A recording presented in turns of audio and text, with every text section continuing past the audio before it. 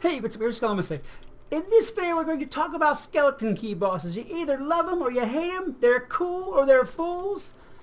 They're either very generous or they're just about as tight as Ebenezer Scrooge at the Goodwill.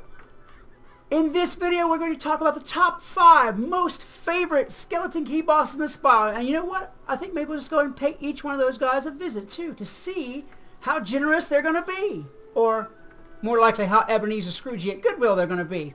Alright, let's head over to number 5 right now. At number 5, hidden away in the basement of the Krakatoa Library right here. Although, honestly, why the Egyptian sun god would want to be hiding in the basement of the Krakatoa Library, I am really not sure. I don't know, maybe this is his summer retreat or something along those lines. But anyhow, here in the basement of the Krakatoa Library lies Ra, the god of the sun, the Egyptian light. And all for the price, let me go ahead and just pop into that instance right there. All for the price of one little old wooden skeleton key. Ra at number 5, I think he got picked for favorite because he's really, really easy to do. And as well as being easy to do, he is the easy source for not only a couple of mounts in the Mander Palanquin, which is that little carry case that the 2 little Manders are carrying around people on whenever they want to look stylish. He's also the owner of the Crocagator mount, which you actually don't really see that often. But besides those 2 mounts, he also gives out motes. He will give out the Mote of Beauty and the Mote of Eternity. So if you are mote farming to craft some particular thing, and you need a really easy shot at it, and you need... and you have several wooden skeleton keys, Ra is your god. I mean, your man. Your god. That's it. Yeah, Ra is your god. To come through for those things.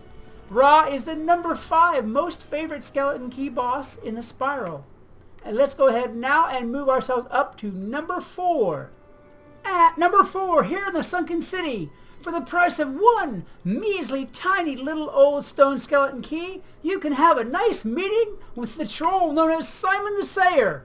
Simon the Sayer was created by Daniel in cooperation with the Make-A-Wish Foundation by King's Isle to give us just a little bit more of a pain in our rear. No, that's not really true. Actually, this boss isn't all that tough. He does have the annoying mana burn cheat where if you come in late or if you get defeated, he will pop you a nice juicy mana burn right off the bat and cause some trouble for you. But other than that, he's really not that tough.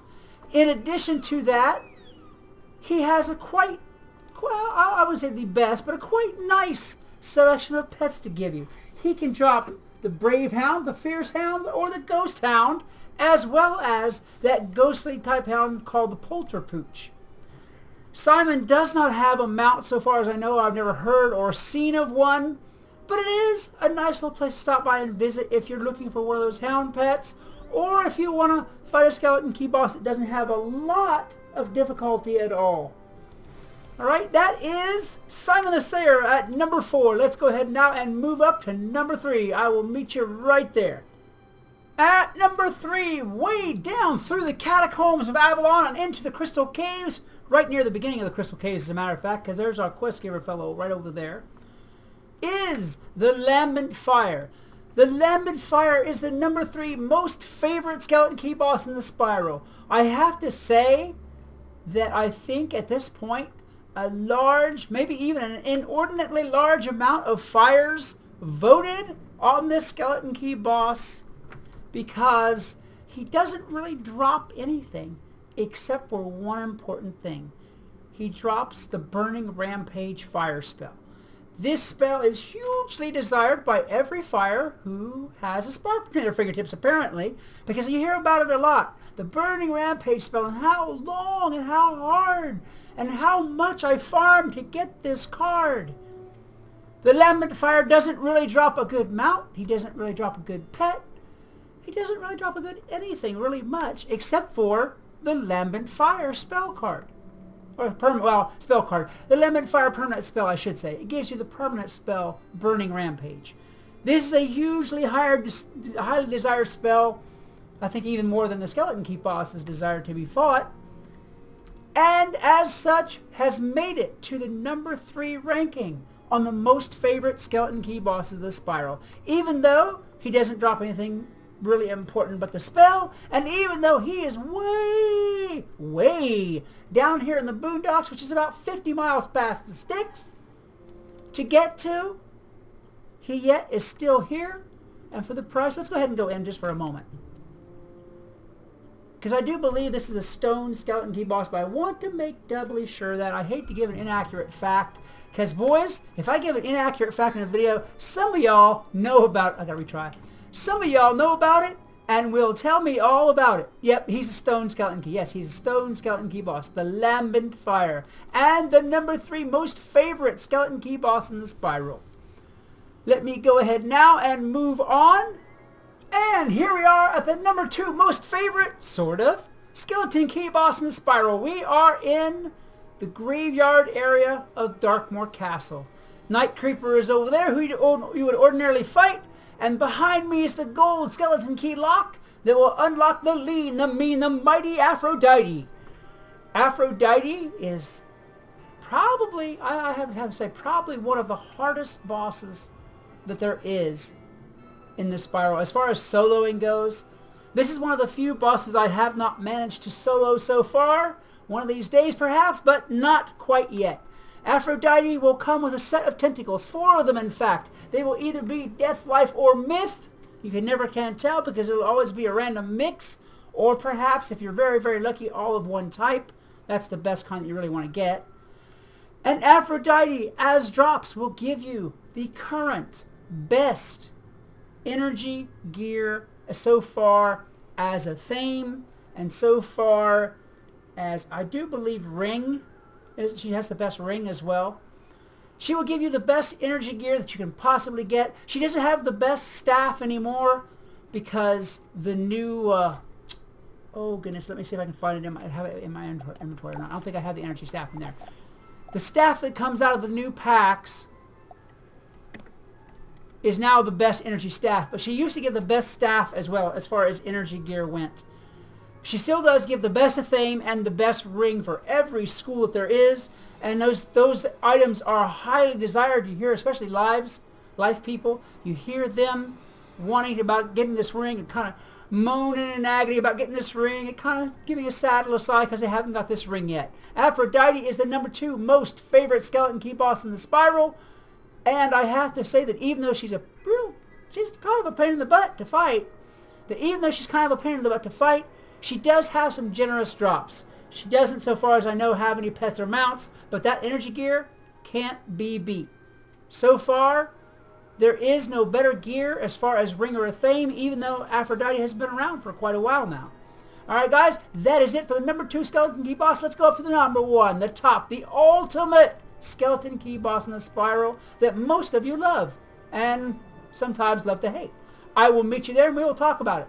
And here we are at last. We are in Polaris, in the River of Frozen Tears, in the icy cave that is the home of the number 1 most favorite, by far even, most favorite skeleton key boss in the spiral. This is the home of Omen Strybog. Omen Strybog, while he by himself, if you met him on the street, you could probably kick his butt right into the gutter, no problem whatsoever, has some very unique buddies. He's got that good old shielding buddy, that shadow shield fellow, who has, well, he doesn't have a lot of health in itself. Not really a lot of health, but enough to make it quite a pain in the butt. While he doesn't have a lot of health by himself, he has that shadow buddy who wants to shield up and absorb all the damage for him. So a little guy turns into quite a big guy, especially being as he's pounding on you the whole time that you're trying to get the goods on him. Omen Strybog was voted the number 1 most favorite skeleton key boss in the spiral by a wide margin. And the reason for that is that even though Omen Strybog is a little bit of a pain in the tail to defeat, he should, instead of wearing wings, be wearing a red Santa Claus suit and driving reindeer, because the fellow is like Santa Claus. He drops this, he drops that, he drops the other. Omen Strybog is so full of gifts, he should be Father Christmas himself. Not only does Omen Strybog drop the most favorite mount, which is the Winter Glide Skates, he drops a snow ram, a white stag, his own wings, and the Himalayan yaks. He drops 1, 2, 3, 4, 5 mounts. He has 5. Count them, big old 5 mount possibilities. And they're really desirable mounts. Everyone wants Omen Strybog's wings, and just about everyone wants the Winter Glide Skates. The snow ram is a bonus, and the Himalayan yak is a bonus, and the white stag is a bonus. But hey, 5 mounts is 5 chances to get a mount from this fellow. Not only does he drop those 5 mounts, he drops for pets. He drops the proper penguin. He drops the intrepid seal pup. He drops the snow beast pet and the polar fox. All excellent pets as well as excellent mounts. So you begin to see why he was voted the #1, the top, the most favorite skeleton key boss in the Spyro. Guys, he is well worth the fight. If you enjoyed this video, please hit that like button, a good hard smash, as well as subscribe and share it. You know what? I don't see enough of you around here. I would love to see more of you. Until next time, this is Skelemystyk reminding you that whatever else you do, always love the game. Peace! Hey, what's up, Skelemystyk? I am here today in the river of frozen tears of Polaris. I am here because I think this is a really beautiful landscape. It's really pretty. It's nice to walk through. There's not a lot of wildlife to see, but then again, sometimes wildlife can be a bad thing if it's trying to bite a chunk out of you. In any case, I think that